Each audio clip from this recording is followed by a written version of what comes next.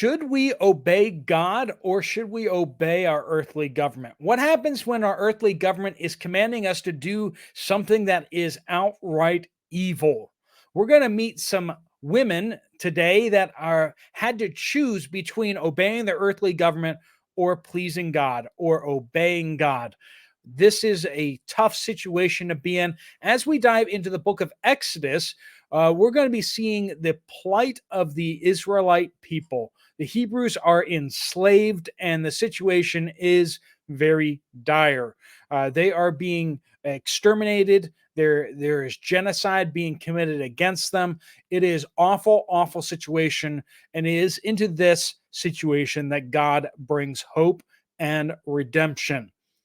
There's so much to go over today, and I'm excited for this series. If you're excited about it too, please hit the thumbs up button. I know some of you are a little disappointed that we didn't jump into Daniel, and part of the reason for that is the fact that I would need to do a good bit of research before we went into that, so I would have to take a sizable break, whereas I feel comfortable rolling straight into Exodus as is. So if you want to keep the Bible studies going day to day, we're going straight into Exodus, and I promise we will go to Daniel next.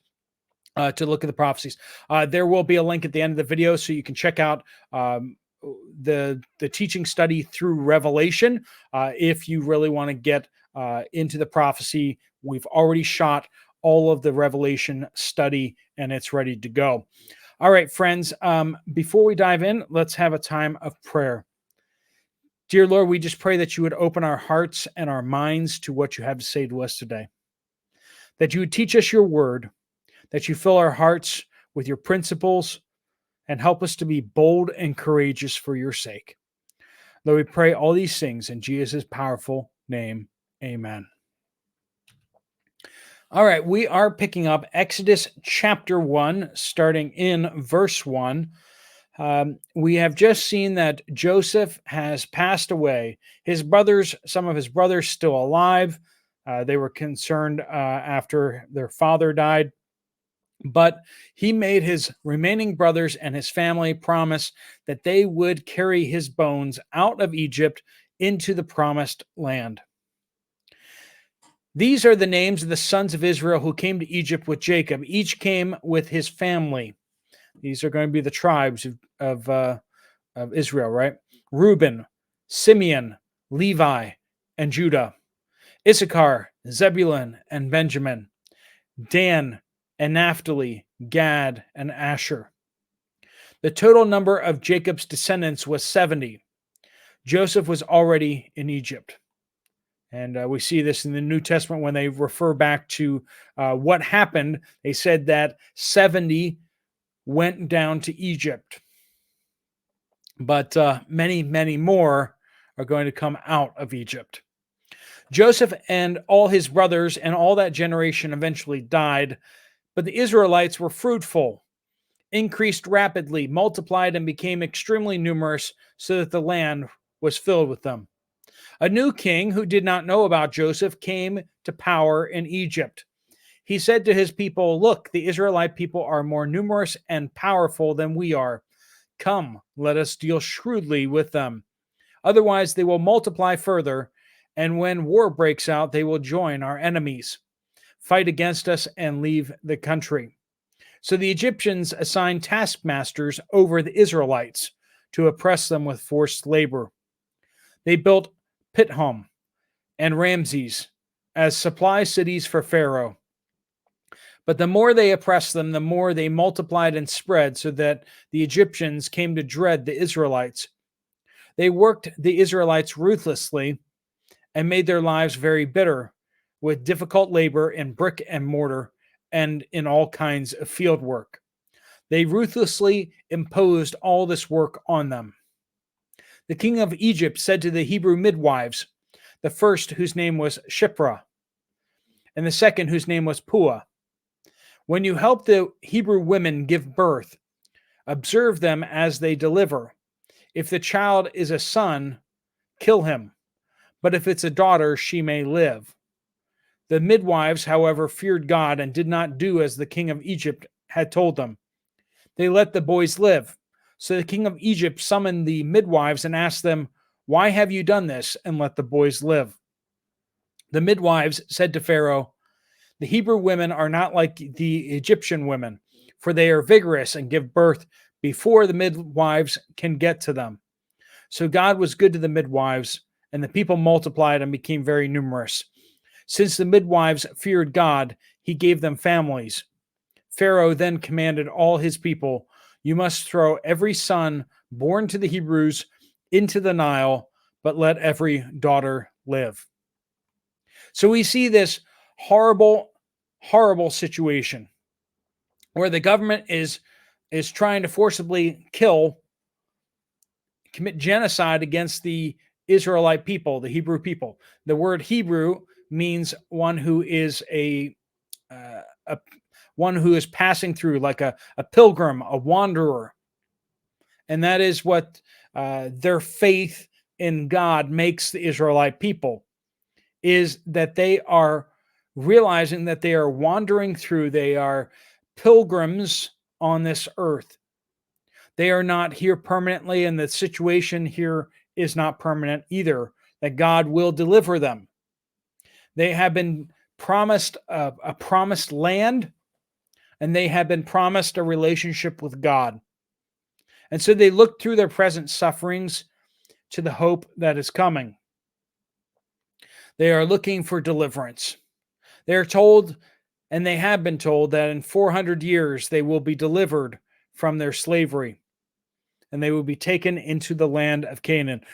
For those who are piecing this hope together, they are waiting for a Messiah, a deliverer. And in part, they are going to receive that deliverer in their generation, a man named Moses. But this is the situation where he is going to arise from. They are subject to slavery. They're being greatly oppressed. And the head midwives, Shipra and Puah, are being ordered by the king to execute every male son. They choose not to obey. We see that. They choose not to obey, and they cover it up with kind of this lie that, oh, well, they're giving birth before we can get there. Whether they're choosing to go slowly or whether they're still helping the women, but then they're lying about, well, I didn't actually get there in time. Whatever the case is, they see that their duty is to God and to what is right, and not to the king who has ordered them to do evil. When we are forced to choose between good and evil by our government, we should choose to do what is right, even if there are consequences. We must speak out on behalf of those who have no voice. There is great evil in our country that continues to occur. While in Egypt, there was the mandated killing of every male child, in the United States of America and many other countries, there is the optional killing of your children that is an abomination to the Lord. It is the darker instincts and the darker moments of history that we find ourselves with millions and millions of children being killed every year due to this thing called abortion, which is this sanitized language for the killing of children. Children are a blessing from the Lord. We see that throughout Scripture. We see that the Lord delights to protect and to watch out for those who are without protection, those who are unable to protect themselves. And it is a dark and horrible place to find yourself, where you are trying to take the lives of these children. Now, perhaps you have made choices in your past that you would take back if you could. And we have all made mistakes. We've all stumbled in many ways. And this is not an attack on you. And I hope you feel that. If you have confessed what you've done to the Lord and you've asked for his forgiveness, who are we to judge you? We can judge the action. We can say that the action was wrong and shouldn't have been done. But what we will also say is that there is forgiveness for everyone. Everyone who will confess their sin, who will believe in the Lord Jesus Christ as their Savior, can be redeemed. But the scourge of abortion needs to be stopped in the land. It is a great evil. The fact that they have politicians who are getting rich off the murder of children is an abomination. And that's really what it is. It's an industry that that does fundraising and makes money off of it. It's truly horrific. And we're not even going to talk about the impacts on the women that go through this process. So many who have gone through have deeply, deeply regretted and have psychological scars because that they went through these procedures that they were told have no side effects. They were not told how deeply psychologically they would be impacted by the process. So there's plenty of information out there if you would go search that, if you want to hear more about that or you have questions about that. I'm not the person to ask, but there are many out there that would love to answer your questions in a thoughtful way, a compassionate way, right? And that's, we see here, the situation is very dire in the book of Exodus. And we see that there is a need for deliverance. There's a need for someone to stand up and speak truth and to speak up for the promises of God, as we will see Moses standing up and saying, God has said, let my people go. We need people of courage who will stand up to the powers, the corporations, the agendas of today and say clearly what God is saying. To call evil, evil, and to call good, good. To defend those who are doing what's right, like these head midwives, to protect them so that they can continue the work that they are doing that is good. Throughout all ages, I think we all agree that the doctors who are helping deliver babies are doing a good thing to help protect the lives of the mothers and to protect the lives of the babies is a high calling. And we should make sure that we're being very clear that the things that are good are indeed good. We also see the importance of history here. A new king who did not know about Joseph came to power in Egypt. And he is the one who enslaved the people of Israel because he did not know how the Egyptians were saved by Joseph. And it is important for us to understand our history, where we come from, who our ancestors are indebted to, and what has happened before, so that we will not be bound to return to and repeat the mistakes of the generations before us. It's amazing how many people keep wanting to try socialism and communism. If they could just crack open a history book, they would see that it's been tried again and again and again with catastrophic results. We must open up our history. It has been said that theology is the king of the sciences, the study of God, religion.